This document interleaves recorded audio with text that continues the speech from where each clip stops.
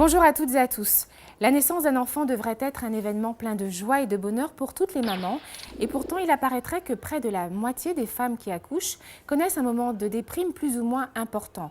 Ce phénomène porte un nom, il s'agit du baby blues et c'est donc le thème que nous aborderons cette semaine en compagnie de notre invité, Hérole Nuissier, psychologue. Nous verrons que les symptômes de cette forme de dépression varient d'une femme à l'autre, allant de la simple mélancolie aux crises de larmes ou encore de colère. Alors faut-il prendre au sérieux ce fameux baby blues? Comment réagir face à une mère dépressive? Combien de temps cela dure-t-il? Et surtout, quelles sont les causes et les conséquences de ce fameux baby blues sur le reste de la famille? Éléments de réponse dans un instant dans ce nouveau numéro de Solidarité Santé Le Mag.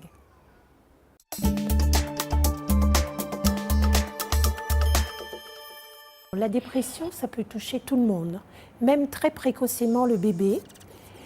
Les adolescents, bien sûr, avec des tentatives de suicide et des passages à l'acte. L'adulte quand il perd son travail, l'adulte quand il y a une rupture amoureuse, l'adulte quand il y a l'annonce d'une maladie. Et également les personnes âgées quand elles sont isolées, quand elles perdent aussi un compagnon ou quand elles ont une maladie évolutive telle que la maladie d'Alzheimer.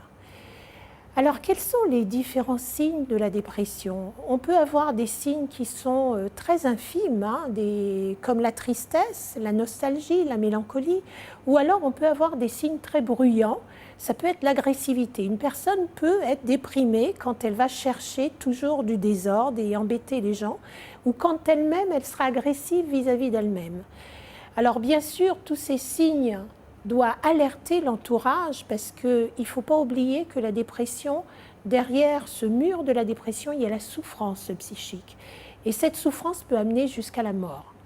Donc il faut absolument entendre, écouter, aider, intervenir.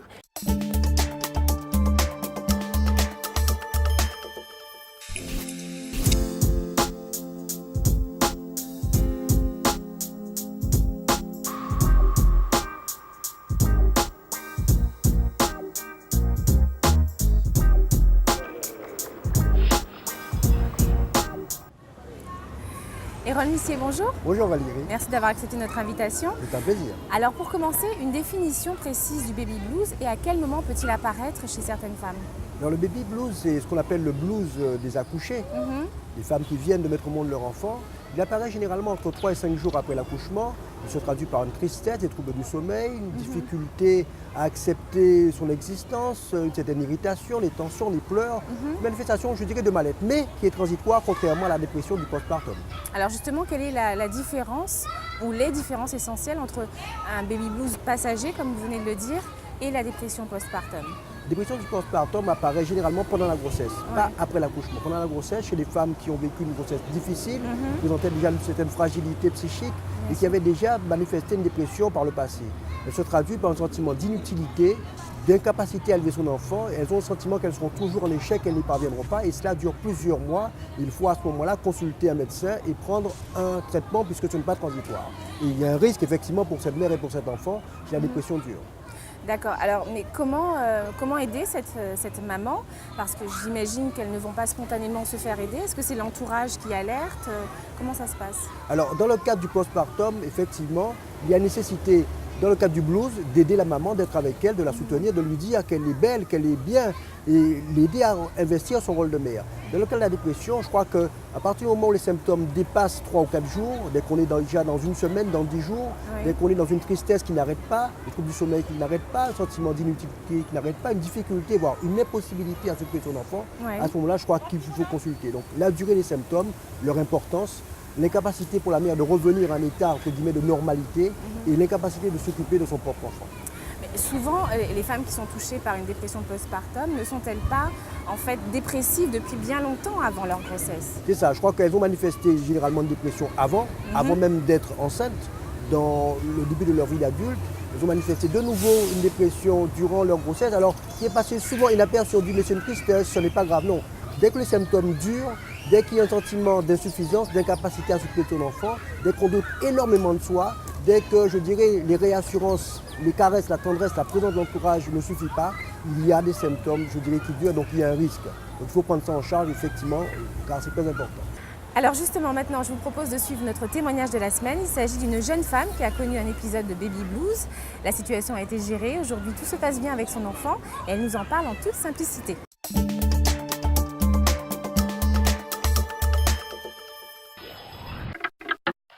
Alors j'ai connu un baby blues après la naissance de ma fille qui a duré à peu près 3 mois. Je pense que ça a été surtout parce que j'avais peur et je me sentais complètement incompétente. Donc même si j'étais très entourée par ma famille, mais j'avais l'impression qu'elle était plus à l'aise avec ma famille, en l'occurrence ma mère, mes sœurs, qu'avec moi. Et je me sentais complètement désemparée. J'ai reçu beaucoup de conseils, donc j'ai trié au maximum, parce que bon, il y a certaines choses que je faisais de moi-même. J'ai suivi certains conseils, les conseils de mon pédiatre, les conseils de ma mère, de mes sœurs, mais le sentiment que j'avais, c'était plutôt un sentiment de, quel que soit ce qu'on pouvait me dire, j'avais peur. J'avais peur de ne pas réussir et peur de ne pas bien faire, c'est surtout ça. J'ai eu une grossesse relativement difficile, avec des saignements, enfin c'était très fatigante. Et j'ai été suivie d'ailleurs pendant toute ma grossesse, ce qui m'a effectivement permis, je pense, de rebondir assez rapidement après, quand j'ai senti mon baby blues arriver, qui a duré quand même 3 mois, ça m'a permis de rebondir. Ce suivi psychologique durant ma grossesse, je pense, m'a servi en tout cas pour ne pas me laisser aller après les 3 mois, quoi. Lorsque j'ai réalisé que j'étais responsable de ma fille, il fallait reprendre le travail, il fallait la mettre chez la nounou. Et j'ai senti ce sentiment de responsabilité. Là, je me suis dit, il faut aller de l'avant et on arrête. On a une relation très fusionnelle maintenant. Elle a 6 mois et tout se passe très bien. C'est vrai que c'est sa maman. Et j'ai vraiment le sentiment d'être une maman et d'être responsable de ma petite fille, quoi. Ainsi que nous venons de le voir, heureusement, le baby blues est un épisode qui ne dure pas et devient vite un mauvais souvenir par la suite.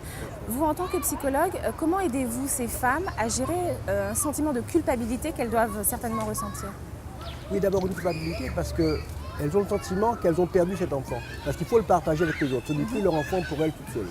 Deuxième chose, elles ont le sentiment que depuis qu'elles ont mis au monde cet enfant, elles se posent plein de questions. Elles se disent mais qu'elles ne pourront pas y arriver. Et la première chose pour nous, c'est d'abord de leur faire voir ce qu'elles sont capables de faire, de les mettre en relation avec leur enfant et de leur faire, je dirais, de leur démontrer qu'elles ont cette compétence, afin que cette culpabilité ne disparaisse.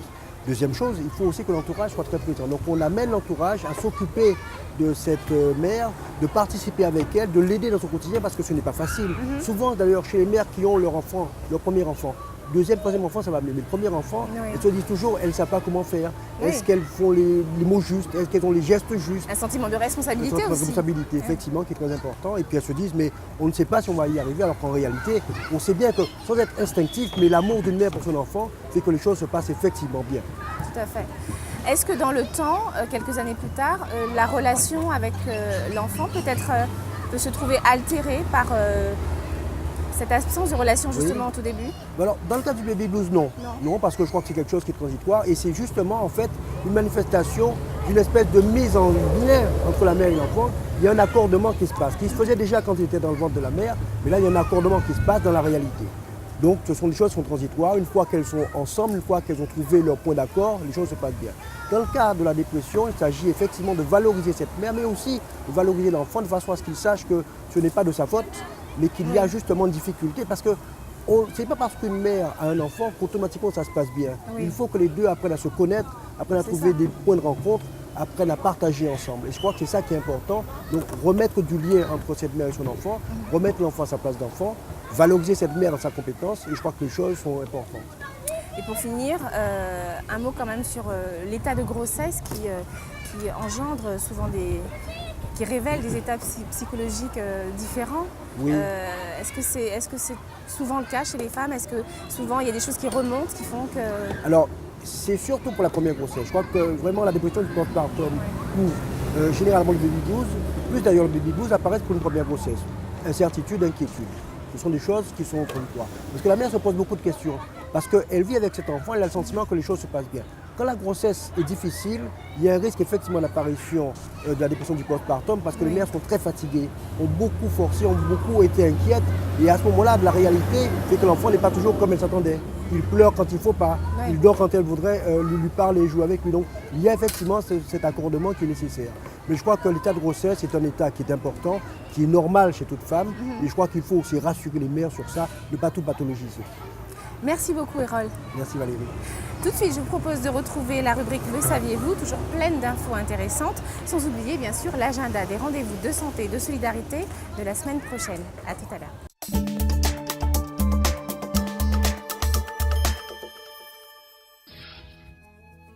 Le saviez-vous?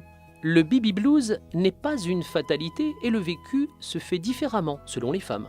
Les causes n'en sont pas établies de façon certaine. Cela peut être une cause physiologique, comme une fatigue physique consécutive aux efforts pendant l'accouchement, une chute brutale des hormones suite à la disparition du placenta.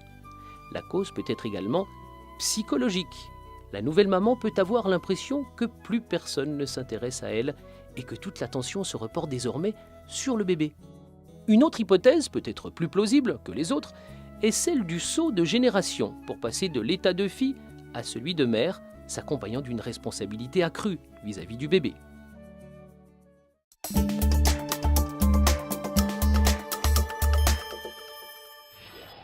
Du 2 au 9 juin, c'est la collecte de la Croix-Rouge, organisée sur tout le territoire.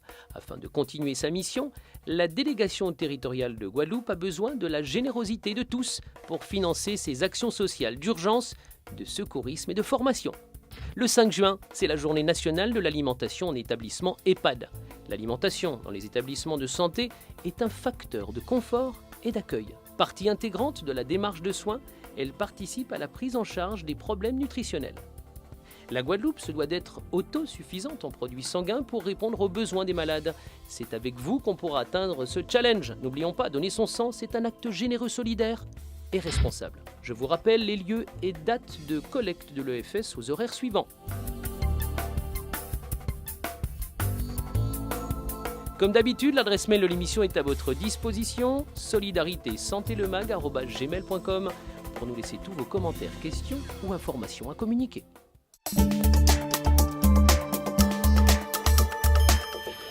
Voilà, Solidarité Santé de Mag touche à sa fin. Merci de nous suivre plus nombreux chaque semaine. On se retrouve la semaine prochaine pour une nouvelle émission. En attendant, prenez bien soin de vous. À bientôt.